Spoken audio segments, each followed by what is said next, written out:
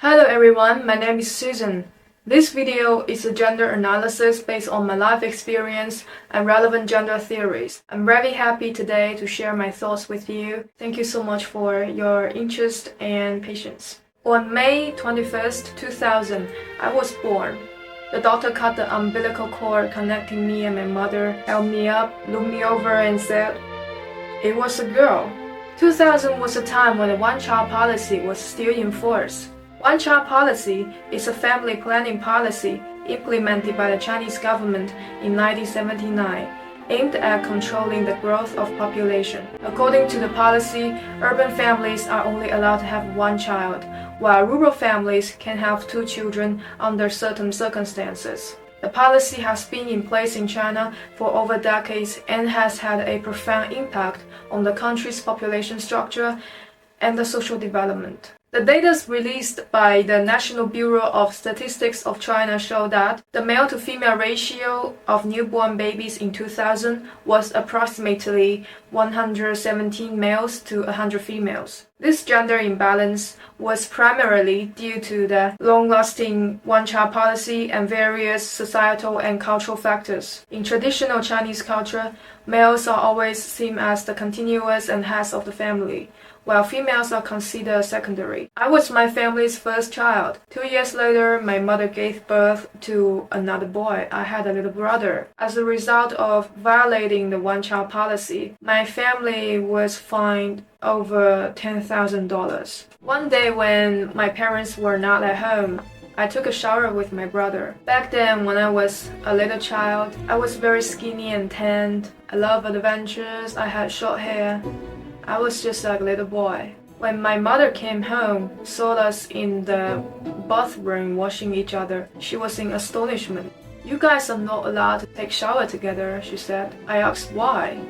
And then she said, because your brother has a little brother and you have a little sister and you are not the same. Roughly when I was in the first grade, my parents were getting a divorce. That night, they called us in the living room, both of them looking very distressed. Your mother and I are getting a divorce, my father said. Who do you guys want to live with, daddy or mommy? That was the second time I witnessed the separation between the sexes. And this time, it was my mom and dad. The man and woman that made me were also getting separated. The court ended up sending me and my brother to our father. And our mother, as a result, faded away from our family life. Before I graduated from elementary school, my grandmother died. I became the only female in the family, living with my father, grandfather, and brother. At that point, I was getting my period. My breasts were starting to grow.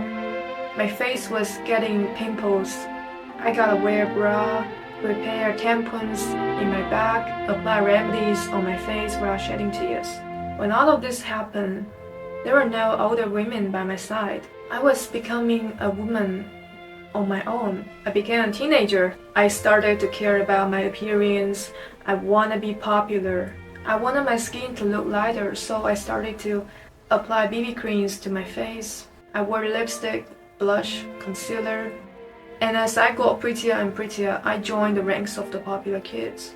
I became friends with the prettiest girl in the class. She introduced me to other girls that were even prettier and wealthier. Would you like to have a boyfriend? She asked.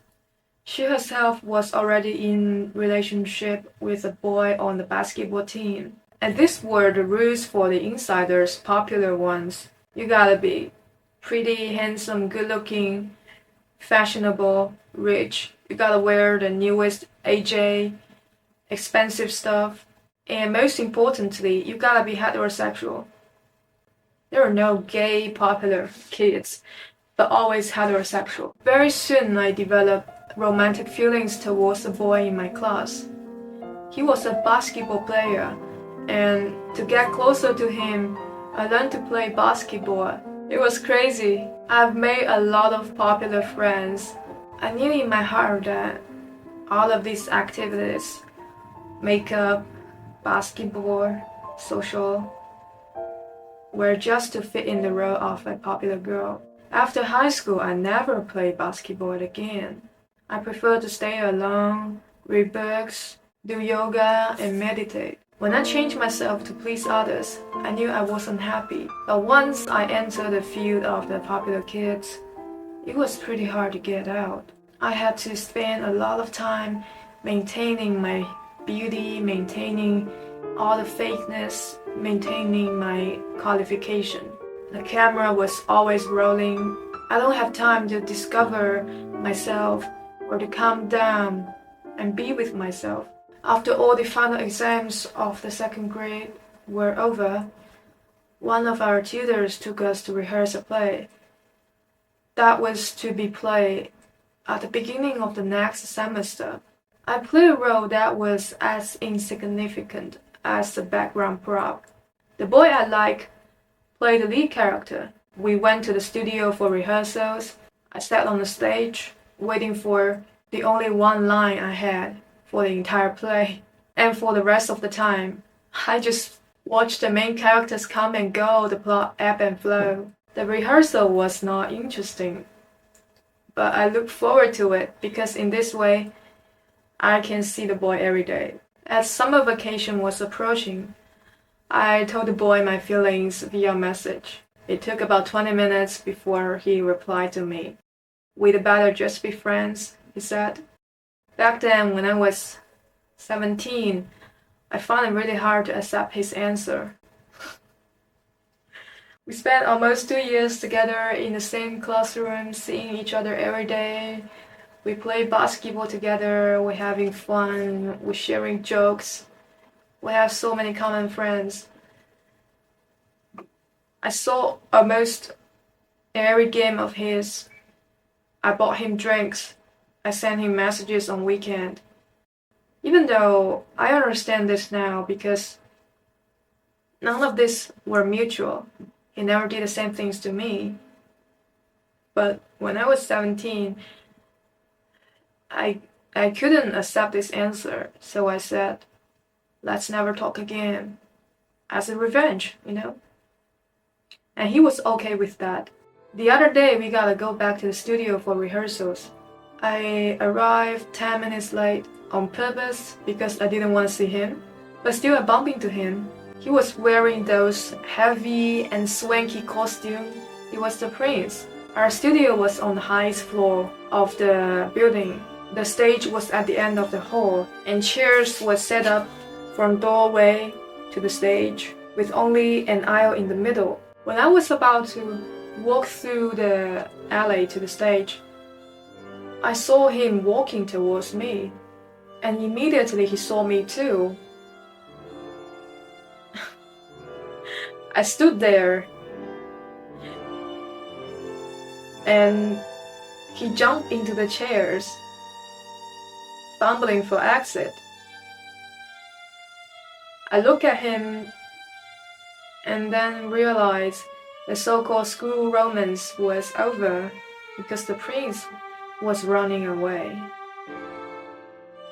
Someone from our circle, popular kids, told us that she saw the boy holding hands with a girl on Sunday browsing the bookstore. It turned out that he already had a girlfriend, but he just didn't reveal it to anyone. And somehow, my action towards him was spread all over the world, so everybody seemed to know it. When the summer vacation was over, I went back to school. I found out that everybody was staring at me, trying to find a single flaw, and I gotta pretend that everything was fine. I couldn't drop tears or act like fragile. It was also at that moment I realized what kind of people I have been through for the past 2 years. One day I just removed all of the stuff from my face and went back to normal. I started to have normal friends, someone I can trust. I spent more time in the reading room, writing, reading, learning. I remember a night walking with my friend on a pitch black playground. It was very cold that night. We were trembling, puffing. I shared a love story I had been writing in my mind. She listened. She said the plot was too corny, but still, what would happen next? Yeah, what would happen next? I got into college, foreign language institute, majoring in Italian. I learned to use VPN. I changed into another world. I watched videos on YouTube. You know, those funniest answers from Family Feud with Steve Harvey. I spent day and night in the library, reading books and papers. I was very lucky to be born in a time when I could go to college with scholarships and free public resources. I understood pretty well that learning things in college was a privilege and treasure that might change my life. I didn't want to waste a single minute. I spent nearly all of my time studying, learning, changing my mindset, improving my influence. Being a mean girl at high school made me realize that I don't really need to spend so much time socializing. Instead, just improve my influence and my depth of thought. I knew the power of knowledge when I was very young. And I want to have knowledge. I want to get educated. I want to keep on researching the topics that I was interested in. I don't want to just get into the society and being one of the cogs of the societal machine. I don't want that. At age 18, I became an actor or an actress. Depends on your understanding. Each year, our institute would organize a drama competition where each language forms a troupe, rehearses its own play, and performs it in front of a panel of judges and audience. I was in the Italian crew, and our play of the year was Princess Turandot, adapted from Puccini's opera. You know, Pavarotti sang for the play. Yeah, if you don't know that, that's fine. But this time I was the prince. Given the extreme gender imbalance in our institute, with a 3-to-7 male to female ratio, it was common for girls to play male characters. As a matter of fact, except for the prince's father and one of the ministers, all the major characters were played by female students. The director and scriptwriter of the play were women as well. I love the reversal and crossover of gender in the play. It makes me contemplate what kind of a person I can become. The first play I read was Oedipus the King. It talked about the story of a Greek hero, Oedipus, who unknowingly kills his father and marry his mother. By the 20th century, the story was adapted to the Freud's theoretical research, resulting in the famous Oedipus complex, which suggests that a child has sexual desire towards the opposite sex parent and jealousy towards the same-sex parent. The boy has sexual desire towards his mother, but gave her up out of fear of castration. The girl is believed to love her father, but gave him up out of fear of her mother's revenge. In her essay Trafficking in Women, Gayle Rubin wrote, "This formulation assumed that both sexes of children were subject to a biological imperative toward heterosexuality. It also assumed that children were already, before the Oedipal phase, little men and women." Well, as I went deeper in my research, I also find out that there was a phase happened before the Oedipal phase. It was called the pre-Oedipal phase. According to American Psychological Association, the pre-Oedipal phase pertains to the first stages of psychosexual development, happened before the Oedipal phase. During this phase, the mother is the exclusive love object to both sexes of children. and the father is not yet considered either a rival or a love object. Well, this keeps me wondering, why does the shadow of heterosexuality hover over women if we once had sexual desire towards our mother? Social science and literature perpetuate the societal belief that women in every culture prefer to have romantic and sexual relationships with men. Adrienne Rich said, "Women's sexuality towards men is not always natural, but is societally ingrained and scripted. When a girl was born, the script of women was granted to her. It was a girl, remember? When I was born, the doctor said to my parents, it was a girl." What was inside the script of women? Here I would like to share a piece of Bible. I think everyone knew this part. It was in the Genesis.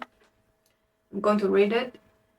When the woman saw that the tree was good for food, and it was pleasant to the eyes, and a tree to be desired to make one wise, she took of the fruit thereof, and did eat, and gave also unto her husband with her, and he did eat. In this scene, woman was active.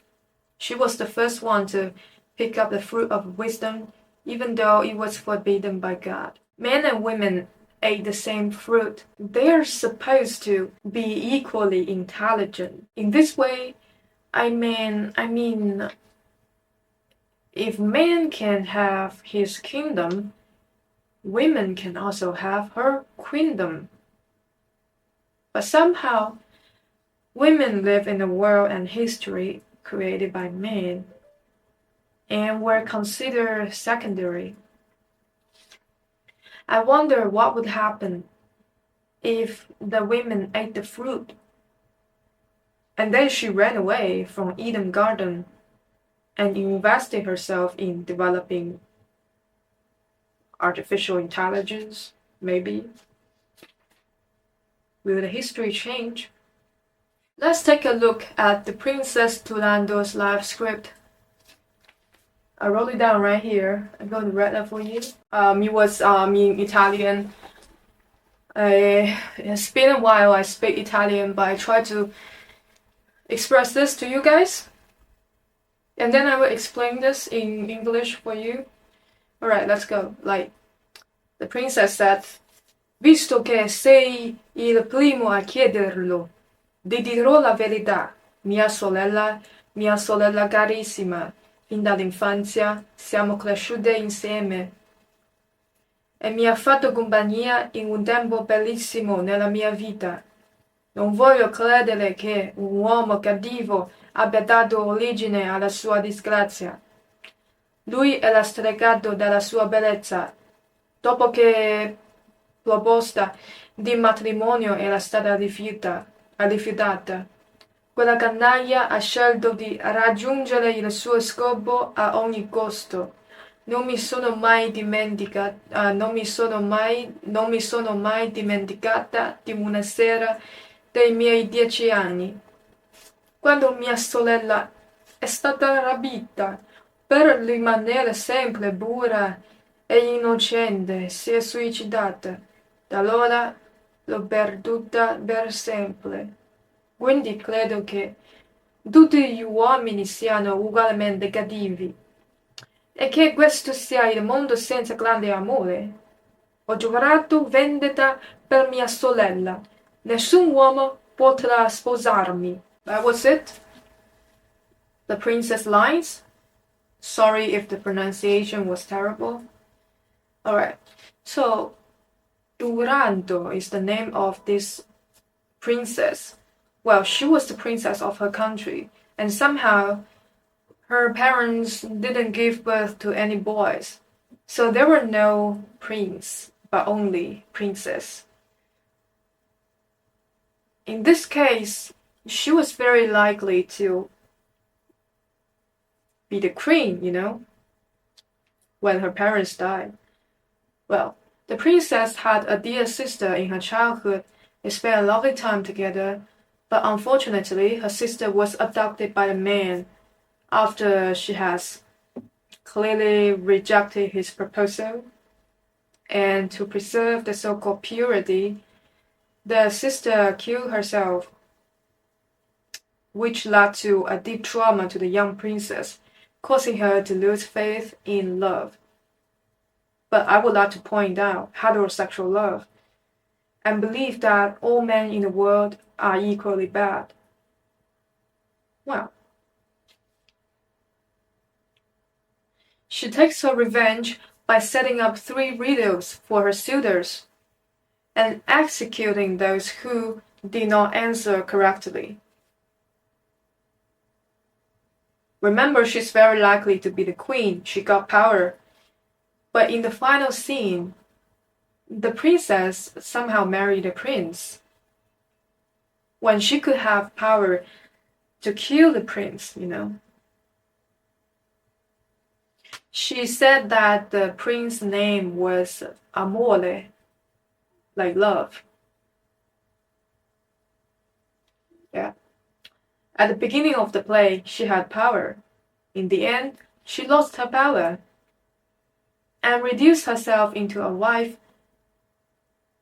emphasizing her biological function to give birth to children. A new bloodline was formed, and the princess was expelled from the power that originally belongs to her. Let's go over the story again from the prince's point of view. Well, his country was taken over from a war. He lost his power, he was exiled, he was looking for a new power. He saw the beautiful princess, realizing that she had the power he wanted.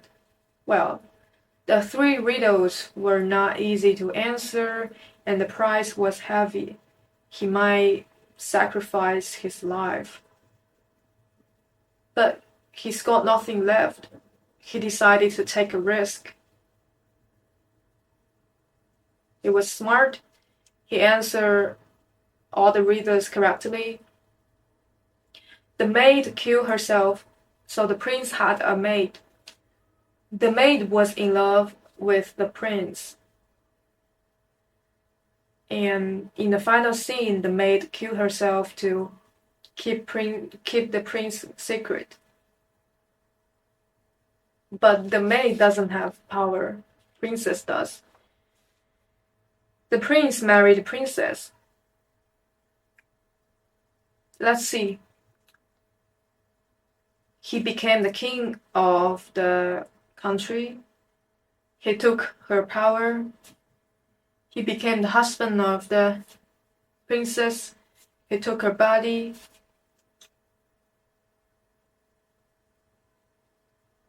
He also took her bloodline. He took her history. In general, he just took everything she had.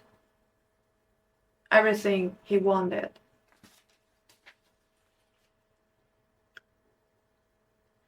When the casting director called me and informed me that I was to play the prince, everybody in the crew, everybody in the casting started calling me Prince Kalov, like call me by the name of the prince. Nobody denied my legitimacy as a prince out of my female anatomy. Well, this character embodied me another gender, a gender that exists in the shared imagination and creative mental world of human beings. I was taught to straighten my back, deepen my voice, widen my stride, and to perform in an aggressive, confident way. But on the day of the competition, in the final scene, when my maid killed herself to keep my secret, I was the prince. I was supposed to hold her body in my arms. She was dying, the maid was dying, and all of a sudden I burst into tears. Yeah, I burst into tears. I cried like a baby. I sobbed in a way that had no restraint. I couldn't stop it. I felt the beloved sister falling down, and she was dying in front of me. She killed herself. I was so sad. An unspeakable sadness came over me. I couldn't resist it. So I cried. On the stage. The play was a success. We won the first prize. But I was in a trance when the director praised my acting in the final scene. She said she wasn't really expecting me to cry in such a stirring way. And that was it. The competition was over. I took off my costume and went back to normal life. In my junior year, I began studying literary history and theories on my own. It was clear that going to the workforce as soon as graduated did not fit the vision for my future. I shaved all my hair and became bald. In the practice of Buddhism, shaving one's head is a symbol of renouncing worldly attachments and desires, and letting go of personal identity. It was supposed to be a natural and quiet life, but I was under a lot of pressure. The dresses and skirts in the wardrobe were no longer available to me. Yeah, I can still wear them if I wanna, but the point was I tried to go for a neutral look, so I bought a binder to flatten my breast. I wore loose t-shirts, sweatpants, I wore hats. When my appearance changed radically, immediately I was confused. I couldn't recognize myself. Shall I go to the women's restroom? I think so, because biologically I was still female. So let's go to the women's restroom. But then all the girls were looking at me. They found it pretty hard to identify my gender by my appearance. Is this a boy or a girl? Why did you go to our restroom? I went to the cafeteria with my friends. I wore a hat to cover my face. I was walking like this. Because all the people stared at me on the way to the cafeteria. Children, old people, professors, everybody, students, everyone was staring at me. And it was quite intense, the scrutiny.